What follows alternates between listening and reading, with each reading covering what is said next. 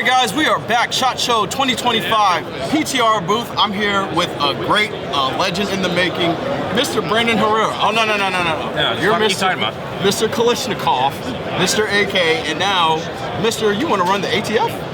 Well, you know what? I really don't. I would love for there not to be an ATF to run. But you know what? Somebody needs to fucking get in there and can I say fuck? You can say whatever the okay, fuck cool. you want. I think somebody needs to go in there and fuck that agency up to the point where they could never recover. I like that. So infiltration and then decimation. You know, there's a lot of shit in the ATF that needs to be dismantled before you can abolish. Because if you just abolish, it just gets taken over by the FBI, who's better funded and will be more aggressive. Okay. But if you could change a lot of those regulations from the inside, tear down their infrastructure, burn all their records, like, man, there's some hack and slash you can do some real good on the inside there. How does this even come about? Like, I just remember one day I was on Twitter and I was like, Brandon Herrera ATF. I was like, yes, let's do that. So it's a funny story because I didn't start it. It did not come from me. I thought I was out of the political realm now. Like I did my time. I'm done. And then I find out that RFK Jr. put up a website where people can vote on nominees that they would like to see in different cabinet positions. It's like a nominees for the people kind of thing. And I was informed about this. I didn't even know, but the way I found out is that they said that my name had been nominated for head of ATF, director of ATF, and it had more votes than anybody else on the website. Really? Period. But for that position. And like it had been picking up steam, I guess, on Reddit and a few other places. So I made a video joke about it too. And then some things, I gotta be careful with what I say now. Some things got put into motion, and it's gonna be a really funny story whenever I'm allowed to tell it. Well, we're going to need a part 2 when you decide to tell that story, because that's crazy. Yeah, that's one of those, I don't want to mess over anybody in their what's happening right now. Keep it hush for now, for sure. I just say it's been an honor to be even legitimately considered, because, you know, we need somebody, even if it's not me, we need somebody in that position that is going to take a hardline pro-2A stance and really just... I said it in the video, maybe it's not the most eloquent way of saying it, but that organization should never be able to walk right again. I like it. So, I mean, that's great because, one, you were chosen by your peers. I didn't know that it was an initiative by you, and it didn't even snowball from your political actual campaign. It was just something completely separate. I think that's why people were more open to having me in that position, is because I did just recently come from the political world and things like that. I also have 10 plus years experience as an FFL, SOT, industry experience. I know all the top 2A groups, a bunch of the industry, the companies, stuff like that. And so, it's about time we actually had an industry expert in the job regulating the industry. Right. Or in this case, deregulating. Yeah, I agree. I was at the Firearms Research Center in Wyoming, and I actually got to ask an ATF agent, like, yo, what's up with this brace band law? Like, what is it actually, like, going to entail? And he couldn't tell me. They never know. Yeah, no. And I was like, man, you're a nice guy, so I don't want to, like, scorch earth you, but you're also the opposition right now. So, like, I kind of have to make you the example for the rest of the people to understand that, hey, this agency should not be a thing. There's a lot of good people in the ATF, like, that work there, just like the guys on the ground. Yeah. I've had a really good luck with my my local reps and stuff like that. A lot of people that are just like trying to really like help me as a licensee not get fucked by the ATF. But that stops at DC. All those dudes up there, like, man, I haven't met a single one that... I've even heard of them sending agents out to range days now to see if there's any foul play, quote unquote, going on at range days. I don't doubt that. Yeah. At range days, when nobody's committing crimes, no violence occurs. Right. No, okay, so we're not targeting criminals now. Right. We're going after people that aren't causing problems. Dope. I bet you guys sleep real well at night. So what sparked, obviously, the disdain for anti-gun legislation, but what else sparked your initial inspiration to want to get into politics? Because it's a messy game. We work with Maj Toure a lot, and we work with him on his campaign, and it is messy, even just inside of the party. So how did you decide to do that, and then how did you manage that going through?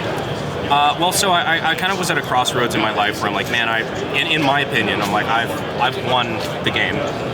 I feel like I'm like, man, everything I set out to do, I've done, and I feel like I'm doing really well, and I've got time, and I've got a bunch of options that now I'm like, I need something new. I need something that I believe in, because now I have the opportunity Like, I know where my rent's coming from next month. I'm not worried. Now I have the first time in my life I've got the opportunity to put my time into something that I'm passionate about, something that I think really needs change, and really something that I think I can influence. I appreciate it. And that's where it came from, dude. I was just like, man, you know what? My representative is making some anti-2A votes. He's making some some votes that I just really don't agree with, and I'm not happy with the way I'm being represented. Maybe I'll see him. All right. And I feel like I'm in a position to change that, so that's what we tried to do. And so after being outspent, I think 12 million to 1, roughly, we took him to a runoff, and we only lost that runoff by 400 votes in a district with 750,000 people in it. So that sounds like grounds for we need to run this back and actually win it this time. Well, you're the first person to ask me that question on camera, believe it or not. But really, yeah, we're keeping our options open, man. It's we'll see. There is the temptation to run it back because we did come so close. And did the 2A industry get behind you the way you wanted them to push you to the finish line? To a degree. It would have been nice to have. You know, it's always nice to have more support. But if the 2A, like the gun community, the gun, YouTubers, influencers, a lot of different company guys, really were very instrumental in really helping us out. And I will always be appreciative of that. I mean, who else would the gun industry, like who else in this building wouldn't want you in that position? I have no doubt if this entire building knew about it, that it wouldn't have been a problem. But it's also getting the word out quick enough. That's what I was going to say. How do we start making 2A political issues more, I don't even want to say attractive, but just more prevalent to where the everyday gun owner is actually paying attention to it? Well, thankfully we're in a position now where we have now, like Republicans have the majority control. Right now, we need to be in the mode of holding people's feet to the fire, where it's like, hey, look, you promised us a lot of pro-2A stuff. I want to see that shit happen. And if you don't, and that's again where my race came to. It's like, if you don't do it, we will primary you, and we will make your life hell. We will make you spend millions of dollars just to keep your seat, or just do what the fuck you said you were going to do.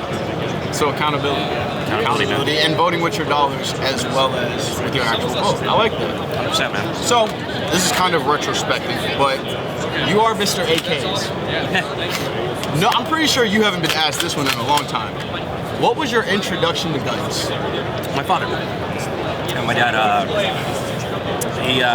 I think my first rifle I ever shot, and it's been so long now, like I'm pretty sure the story's true, but like in my mind, like there might have been one time with like a fucking bolt action 22 or something that I don't have any recollection of, but I'm pretty sure my first time going to the range was just in some bumfuck piece of property with a Chinese AK, like an underfoot. Oh, wow.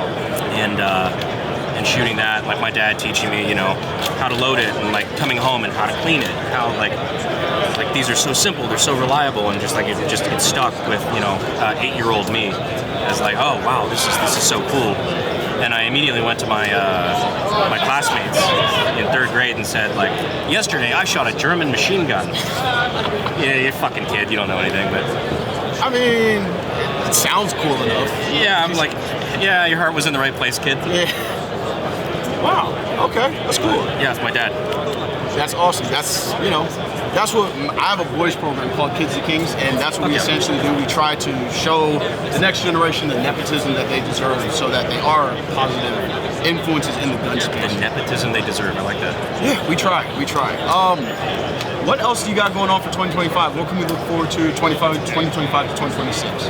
Man, since the campaign, I've been focusing a lot on my businesses, man, just like trying to grow everything.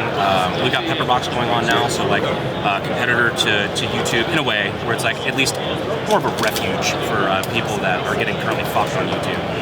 And just growing businesses, man, and just continuing to grow everything we've got going on until we make a decision politically in the future. And just, worst case scenario, we'll keep making the same content we've always been making, and just see where the future takes us. Gotcha. If you asked me a year ago or 2 years ago if I would have done half the things I did in the last 2 years, I would have told you were fucking crazy. So I stopped planning that far ahead, man. So that was supposed to be the last question, but now I have to ask this one.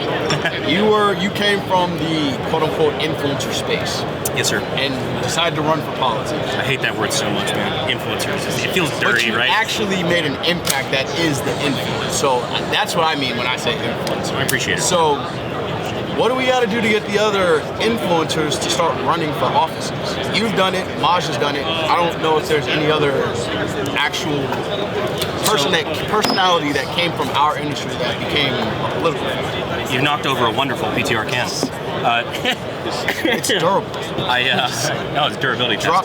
Drop test. So let me just tell you, I would not wish running for office on my worst fucking enemy. I mean, it's rough. It's rough to have like millions of dollars spent to basically slander you. Like you've been around the space, you know how it is. That being said, for those who are good candidates who are willing to put their life to the side and pursue that, I think the influencers need to get behind those people.